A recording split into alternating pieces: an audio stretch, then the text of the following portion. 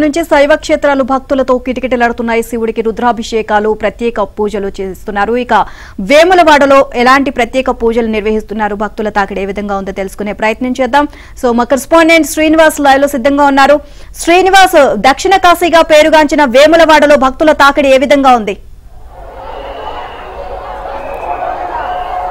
So దక్షిణ కాశీ వేములవాడకు భక్తులు పోటెత్తారు. ఉదయం నుంచే స్వామి వారిని దర్శించుకుంటున్నారు. ఎక్కడా లేనటువంటి విధంగా దక్షిణ కాశీలో మనకు కోడెమొక్కులు ప్రత్యేకంగా ఉంటాయి. స్వామివారికి కోడెమొక్కులు చెల్లిస్తే ఆ కోరిన కోరికలు తీరుతాయని ప్రసిద్ధి. ఈ కోడెమొక్కుల చెల్లింపు అనేది ఆనవాయితీగా వస్తూ ఉంటుంది. రాజన్న ఆలయానికి వచ్చిన ప్రతి భక్తుడు కూడా ఈ కోడెమొక్కులు చెల్లిస్తూ ఉంటారు. సో మహాశివరాత్రి పర్వదినం సందర్భంగా కోడెమొక్కులు చెల్లించుకోవటానికి ఆలయ అధికారులు ప్రత్యేక ఏర్పాట్లు చేశారు. సో దాదాపు ఇటీవల మేడారం జాతర సందర్భంగానే లక్షల మంది భక్తులు రాజన్నను దర్శించుకొని వెళ్ళారు. తాజాగా మహాశివరాత్రి కూడా రావటం, మరోవైపు హనుమాన్ త్వరలోనే కొండగట్టు హనుమాన్ జయంతి కూడా ఉండటంతో భక్తులంతా కూడా వేలల్లో వస్తూ ఉన్నారు. మహాశివరాత్రి పర్వదినం సందర్భంగా 3 రోజుల పాటు దక్షిణ కాశీ వేములవాడలో ఈ మహాశివరాత్రి వేడుకలు అంగరంగ వైభవంగా జరుగుతూ ఉంటాయి.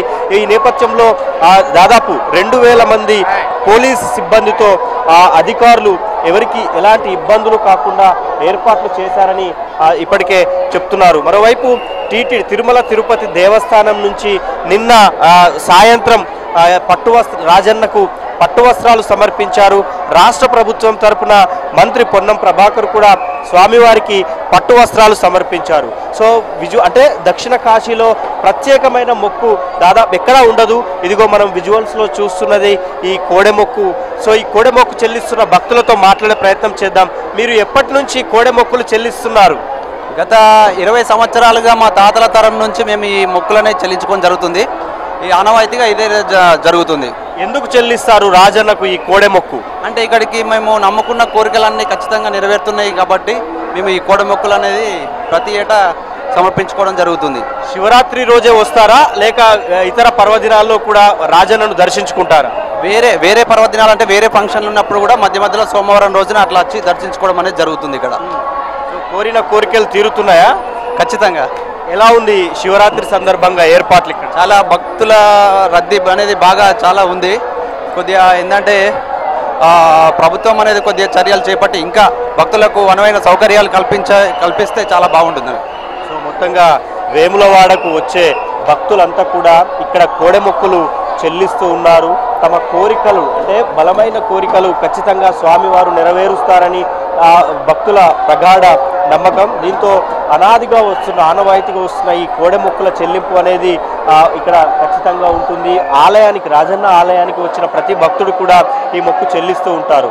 ఇక మహాశివరాత్రి సందర్భంగా స్వామివారికి ఉదయం పూట రుద్రాభిషేకం జరుగుతోంది.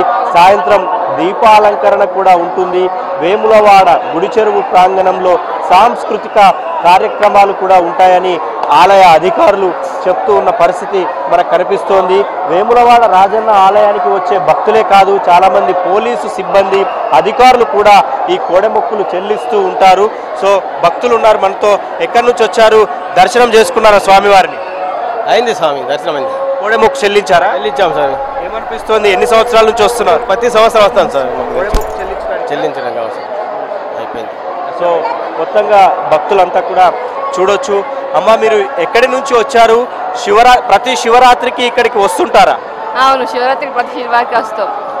ఇక్కడ కోడెమొక్కు అనేది ప్రత్యేకం, మరి చెల్లించారా? చెల్లించను. మొత్తంగా రాజన్న క్షేత్రం, దక్షిణ కాశీగా పిలువబడుతున్న రాజన్న క్షేత్రం శివనామ స్మరణతో మారుమోగుతోంది. వేలాది మందిగా భక్తులు తరలి వచ్చి రాజన్నను దర్శించుకుంటున్నారు. ఆలయ అధికారులు కూడా ప్రత్యేక ఏర్పాట్లు చేశారు. స్వామివారికి దాదాపు 4-5 గంటల సమయం పడుతోంది. ప్రత్యేక పూజల కార్యక్రమాల దృష్ట్యా కొంతమంది భక్తులను కొన్ని గంటల పాటు నిలిపివేశారు దర్శనానికి. అయితే ప్రస్తుతం అయితే ఆ దర్శనాలు యథావిధిగా కొనసాగుతున్నాయి. సో ఇది వేములవాడ రాజన్న క్షేత్రంలోని మహాశివరాత్రి సందర్భంగా